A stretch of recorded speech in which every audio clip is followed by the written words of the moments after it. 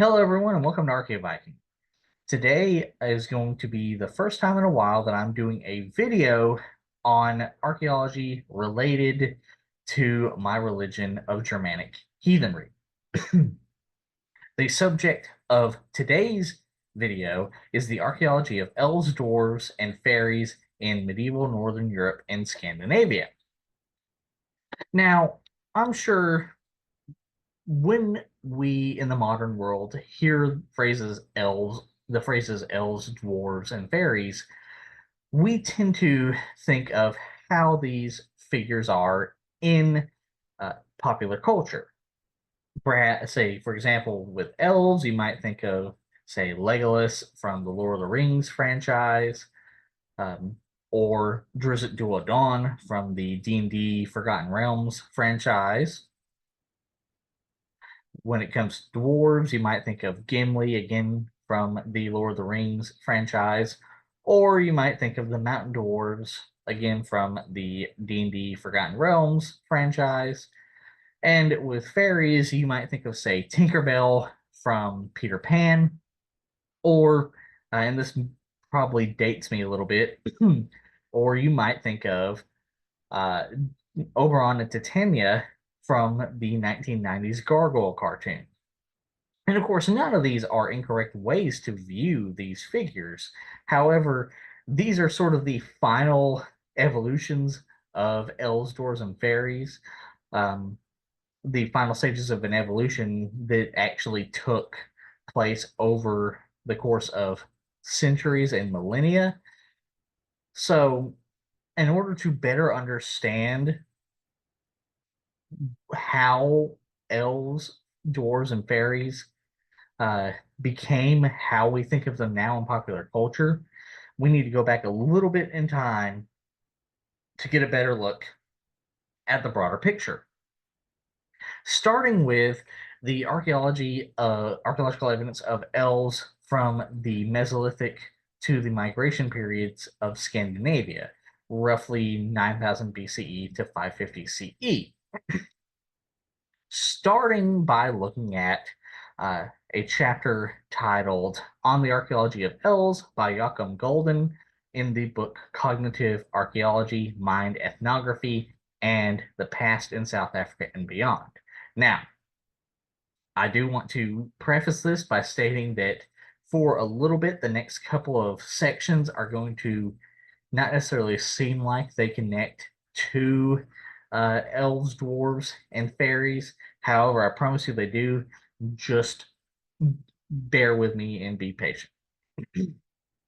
All right, so within this chapter, uh, Golden talks about how several sources mention that cut marked objects and artifacts were believed to be made by elves and essentially functioned as their mills, their grist mills for, say, food and things like that. Um, then he goes on to point out how the connection of cut marked objects and artifacts to some degree of ritual and possibly religious uh, ceremonies, to religious figures, etc., uh, has a very long history going back 10,000 years to the Mesolithic Maglamos culture, with these cut marked objects being believed to have been based off of experimental archaeology, believed to have been made by drilling holes in these objects using a bow drill. With the drilling of these holes being heavily connected to the manufacture of stone axe heads. Um, Possibly, Goldham himself points this out, possibly to this was done to drill the hole in the center of the axe head for a handle for the axe head. However, this is also contradicted by this idea that these cut marks were done to drill a hole for a handle for an axe head is contradicted by the presence of unbroken and what appear to be relatively brand new uh, stone axe heads found in burial contexts within Scandinavia.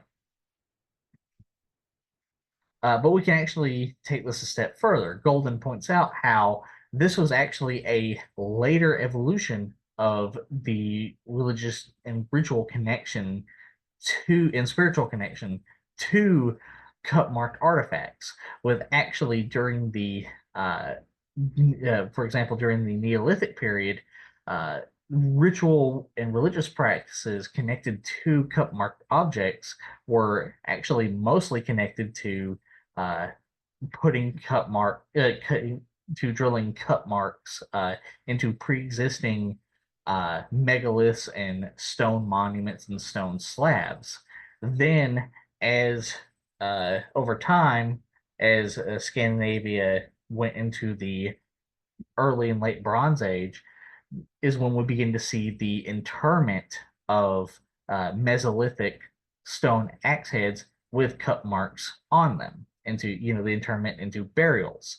And this practice of placing cut marked stone axe heads into burials would continue in Scandinavia up until the pre-Roman Iron Age, where this practice would drop off for a little bit and then have a renaissance, a resurgence during the Roman Iron Age and the Migration period.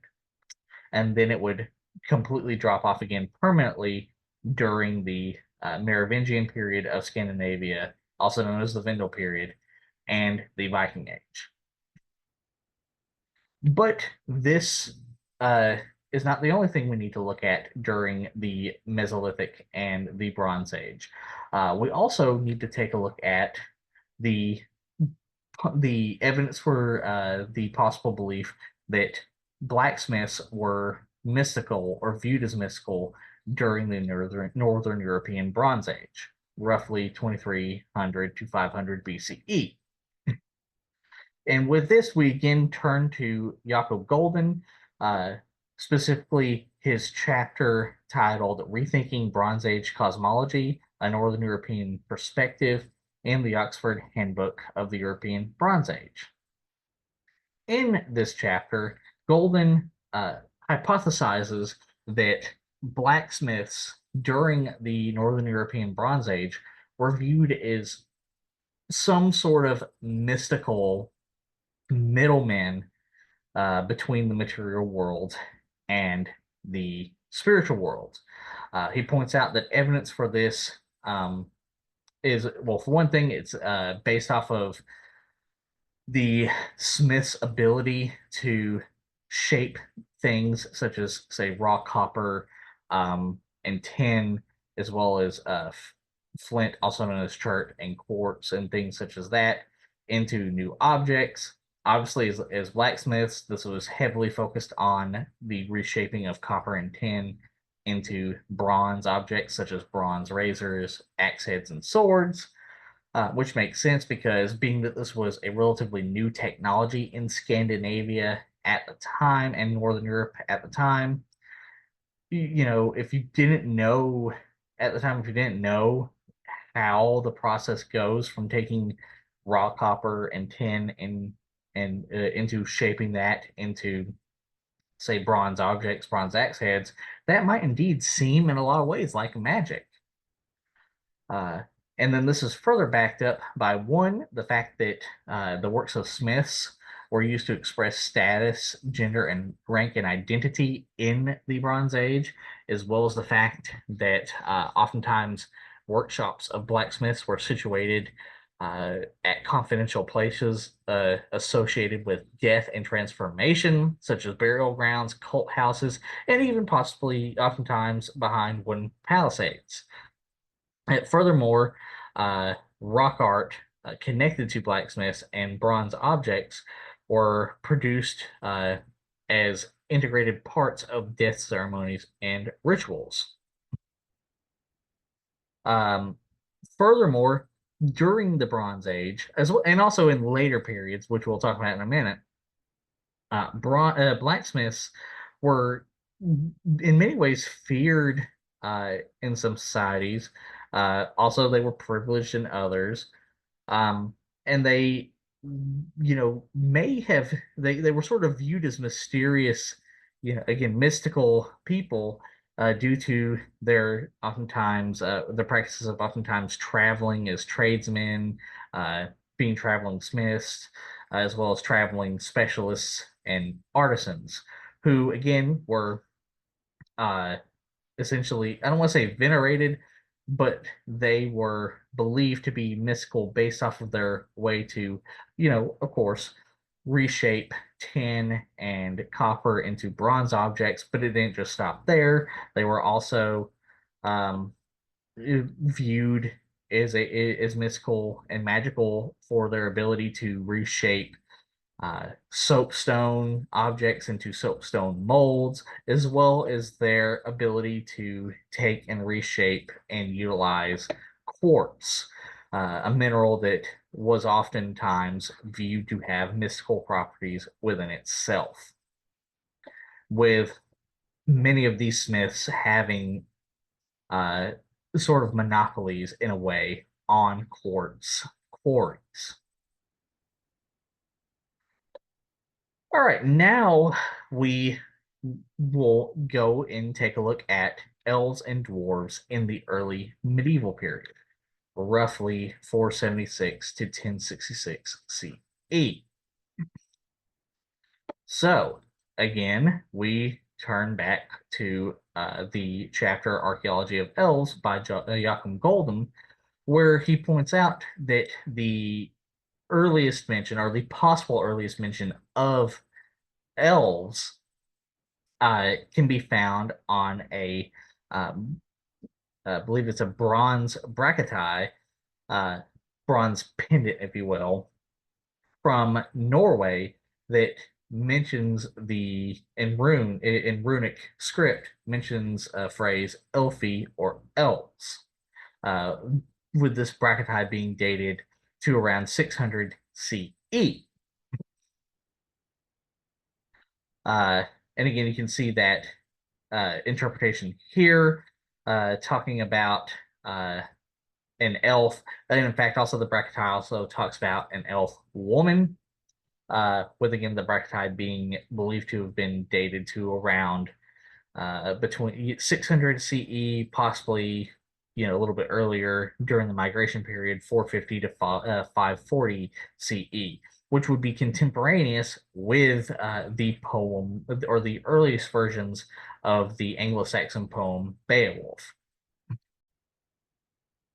Also in this period, we can see a continuation of the Bronze Age belief that blacksmiths were to some degree magical and had supernatural abilities. A subject that is discussed by Lotte Hedegaard, apologies if I butchered that, in their paper Scandinavian Central Places in a Cosmological Setting, which can be found in Central Places in the Migration and Merovingian periods, uh, Series 8, number 39. In this paper, Heidegger points out a lot of things that we discussed a little bit earlier in the video in relation to how blacksmiths were viewed in the Northern European Bronze Age. Again, they were believed to, or at least perceived to have had supernatural abilities related to the symbolic and ritual elements of metallurgy and metalworking, the reshaping of objects into new forms, such as reshaping raw metal into swords and axes, things such as that. Again, during this period of times, blacksmiths were oftentimes long distance travelers connected to religious figures, uh, and were viewed as sometimes viewed as privileged individuals, but also on the fringes of society. They embodied the supernatural qualities of the world beyond settlement.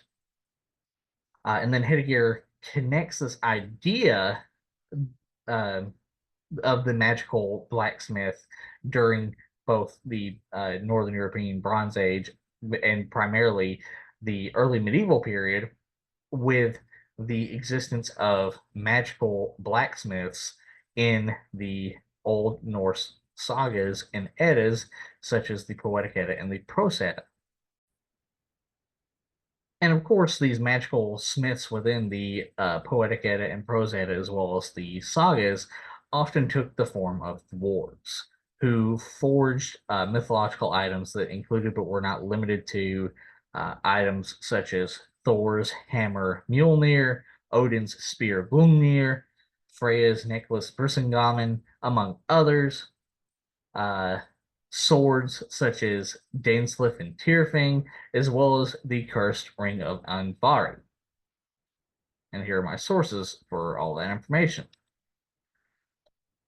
But it wasn't just dwarves that blacksmiths, magical blacksmiths, took the form of in the Norse sagas and Eddas. It was also elves, specifically pertaining to Weyland the Smith.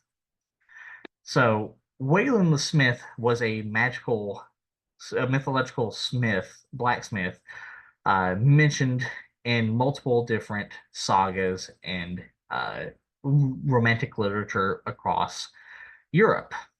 And the earliest description of Wayland can be, or at least earliest possible description of Wayland the Smith, uh, is found on a gold solidus with a Frisian runic inscription that translates to Wallendu or Wayland, uh, that is specifically dated between 575 and 625 CE.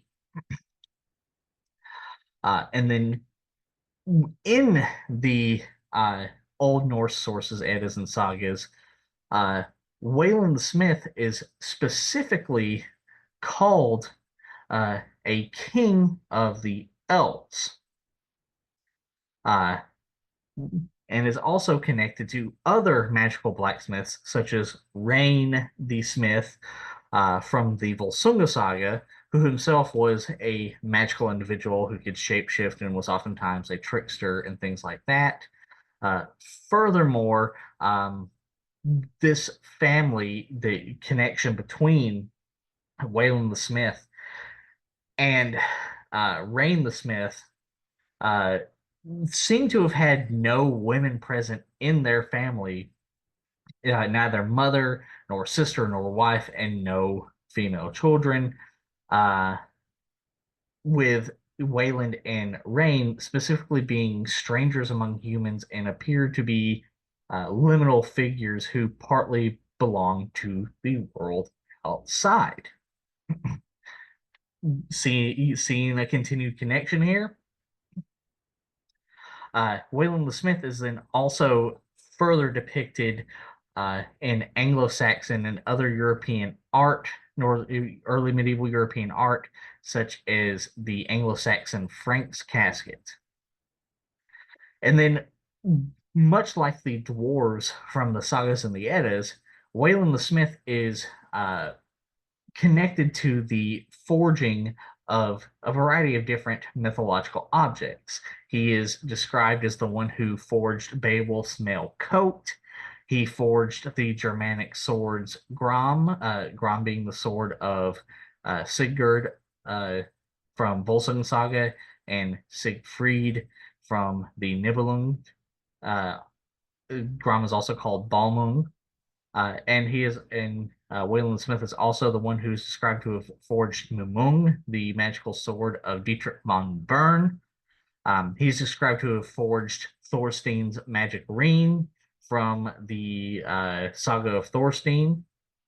And he's also described to have forged the sword Joyous, the sword of Charlemagne, as well as the swords of Charlemagne's military commanders, his quote unquote paladins, Durandal, the sword of Roland, his primary paladin and his greatest warrior, as well as Cortain or Cortana, the sword of another paladin by Charlemagne, Ogier the Dane.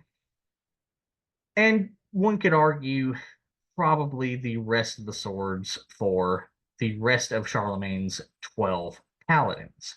Now, the source that I got this information from, the Saga of Charlemagne and His Heroes, does not outright state that the other paladins under Charlemagne's leadership had their swords forged by Weyland the Smith, but it would, it's not a huge leap to assume that they all were also had swords forged by Weyland the Smith. After all, why would Charlemagne, you know, who had 12 champions and 12 military commanders, only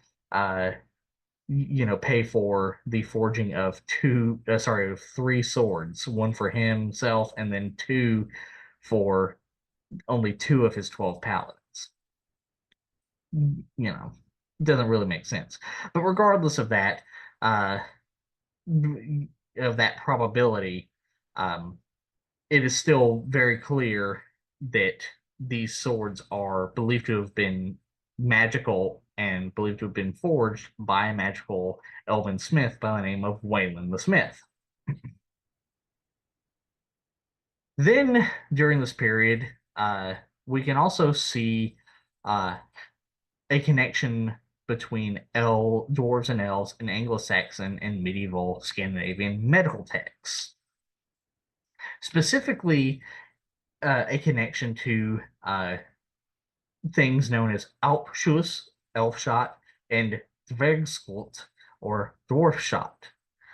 And these are specifically medical conditions described in Anglo-Saxon medical texts that were believed to have been caused by elves or dwarves shooting invisible arrows at a person or an animal, most often cattle, which would then cause sudden shooting pains localized in a particular area of the body.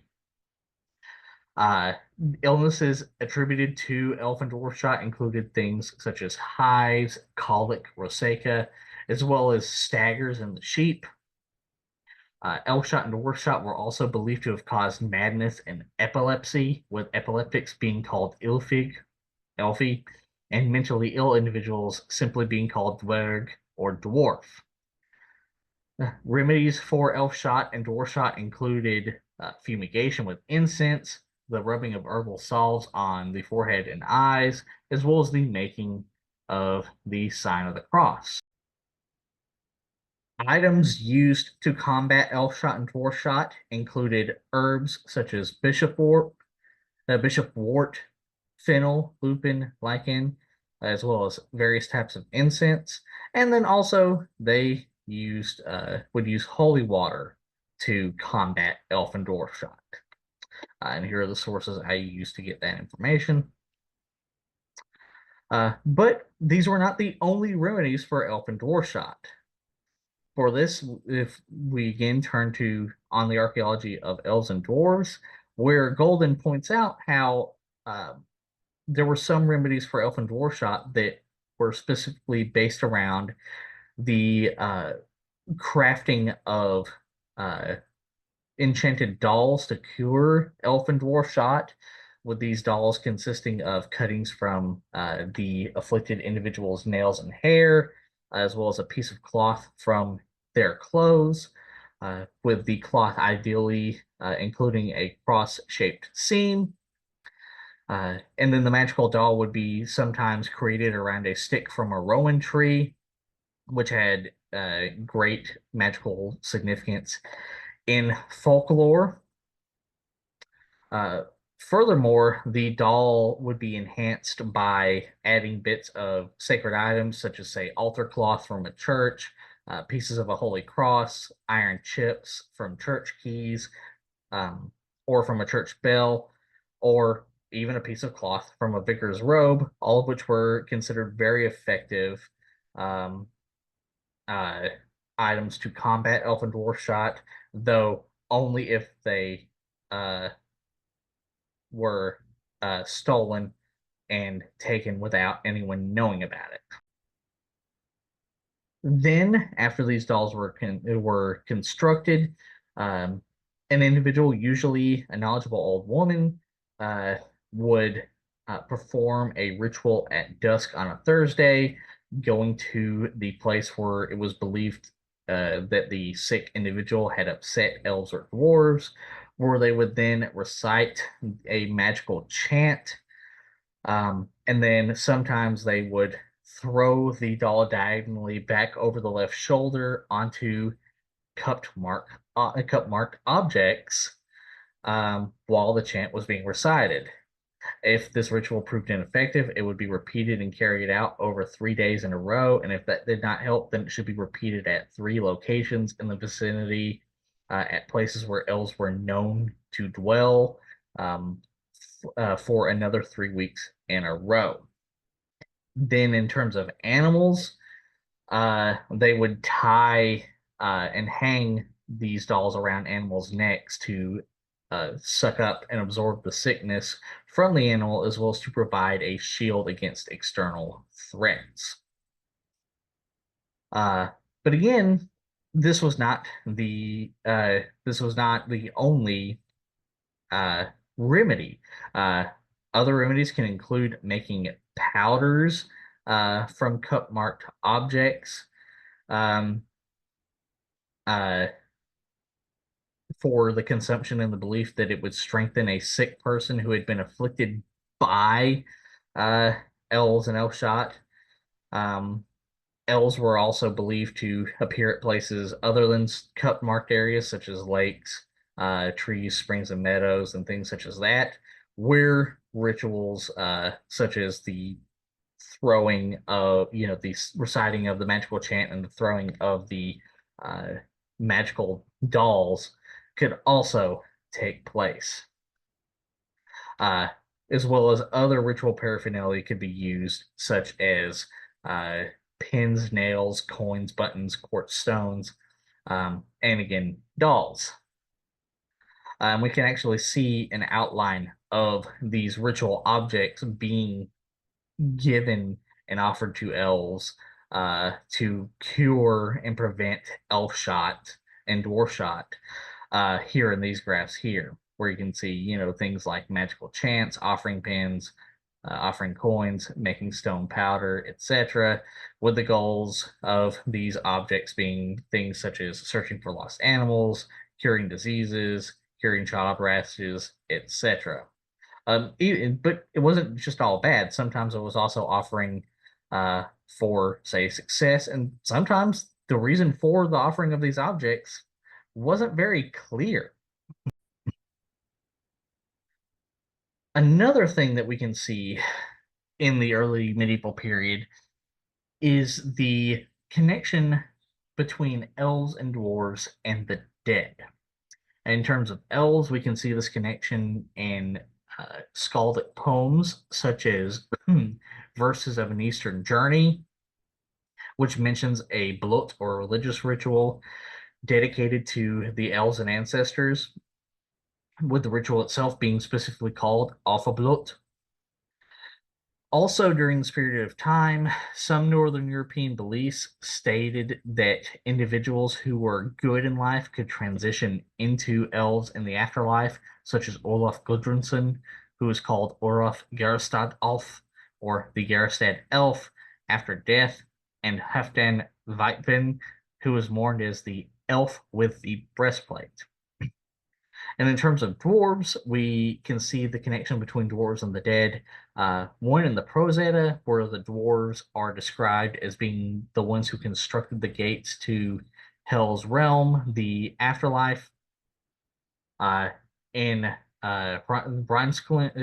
Heimskringla, King Svethgir follows a dwarf under a stone and is never seen again, implying that following a dwarf under a stone is synonymous with death, which, by the way, why would you do that? That seems like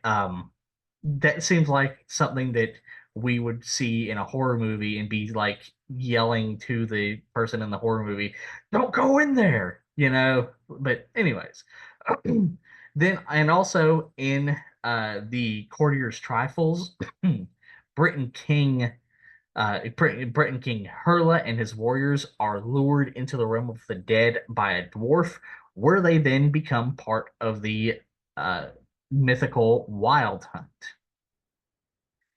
And here are the sources for all those things I just mentioned.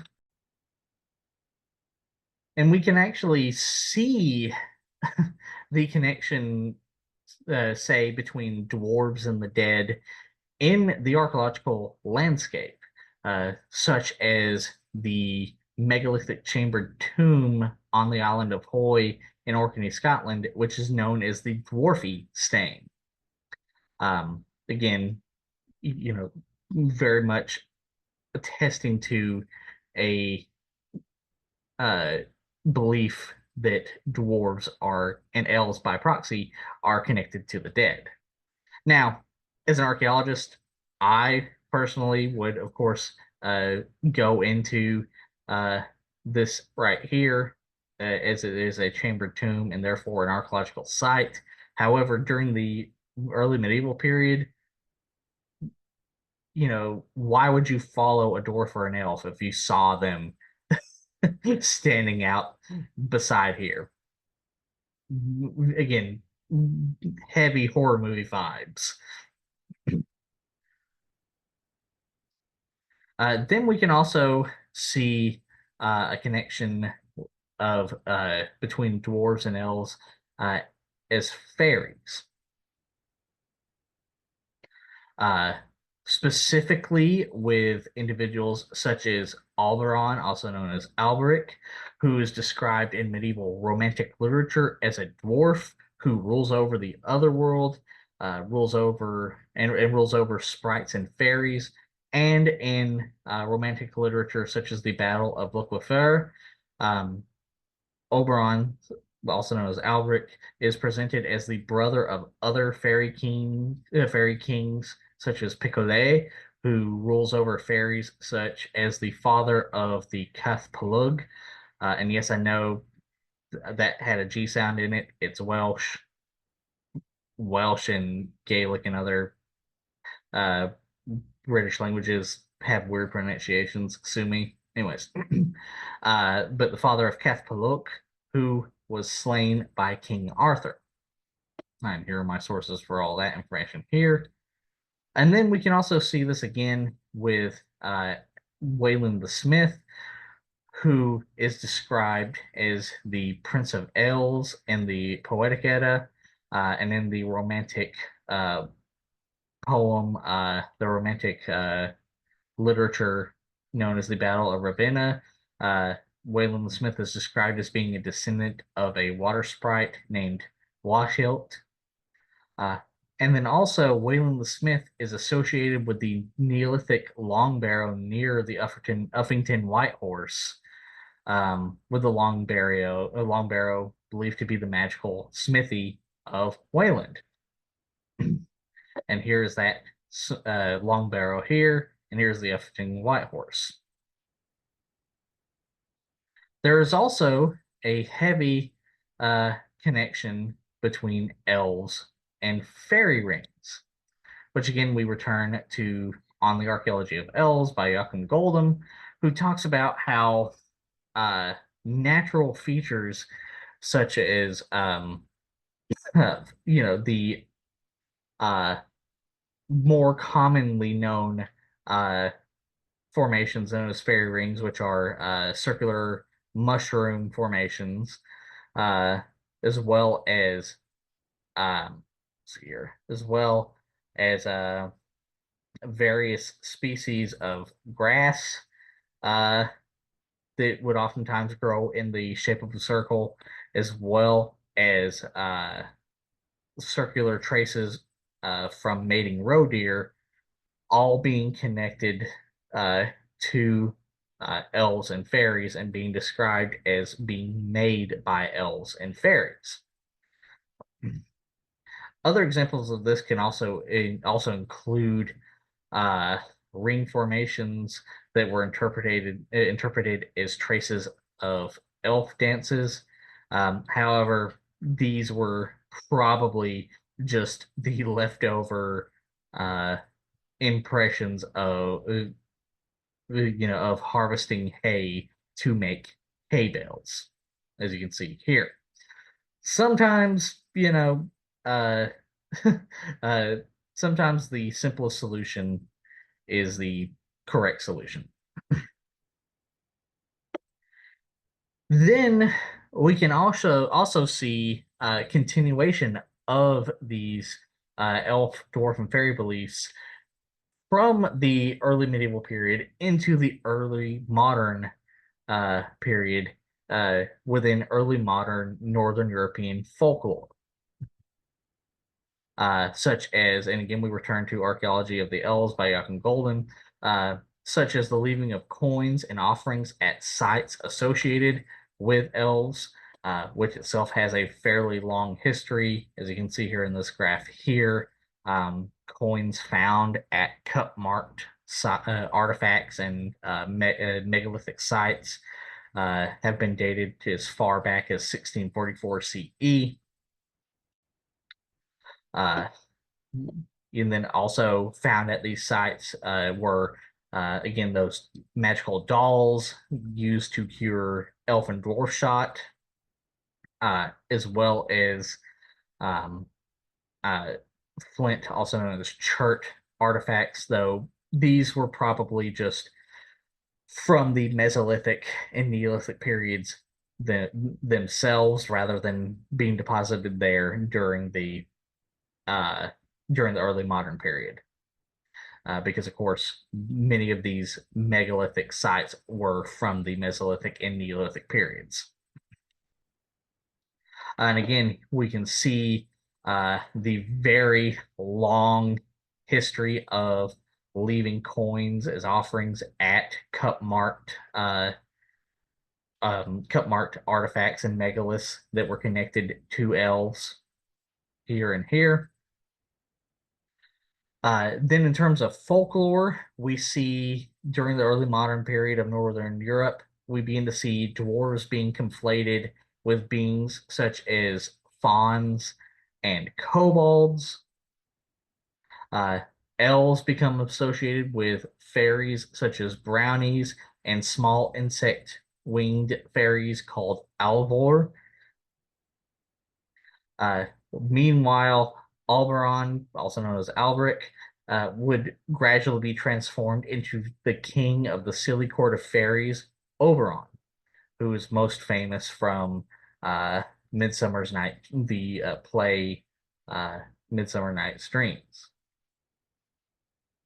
Uh, then, while Oberon slash Alberic was being transformed into Oberon from Midsummer Night's Dream, Weyland the Smith would not to would not necessarily be transformed into a new figure. However, he would continue to appear in English literature about fairies, such as Kenilworth and Puck of Pook's Hill, showing that his association with fairies and elves uh, was very much still present during this time period.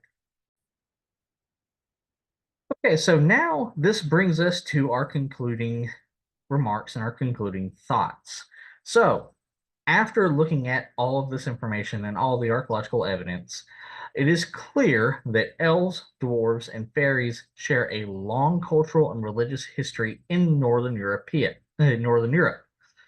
which is evidenced by archaeological evidence for the veneration of smiths, as well as the reuse of Mesolithic cup-marked objects and megalithic sites for ceremonial and spiritual practices dating back to the Mesolithic period itself, as well as the Bronze Age of Northern Europe.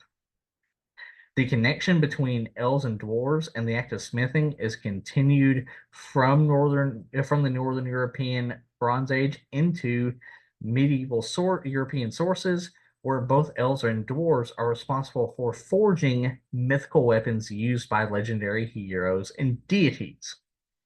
Both elves and dwarves also have a connection to the dead and ancestor worship. Both elves and dwarves are connected to arrow shots that cause disease in Anglo Saxon medical texts. Dwarves such as Alberon, also known as Alberic, and elves such as Weyland the Smith are described in medieval European romances and poems as kings of fairies. With all of this information, along with early modern association of elves and dwarves with fairies such as brownies and kobolds, and Oberon slash Alberic with the King of the Fairies Oberon, and Weyland the Smith with literature about fairies, suggests that the words dwarf, elf, and fairy were synonymous words for any creature from the other world rather than separate creatures, which of course is very different from how these creatures are perceived in modern popular culture. All right, with that, that brings an end to our video.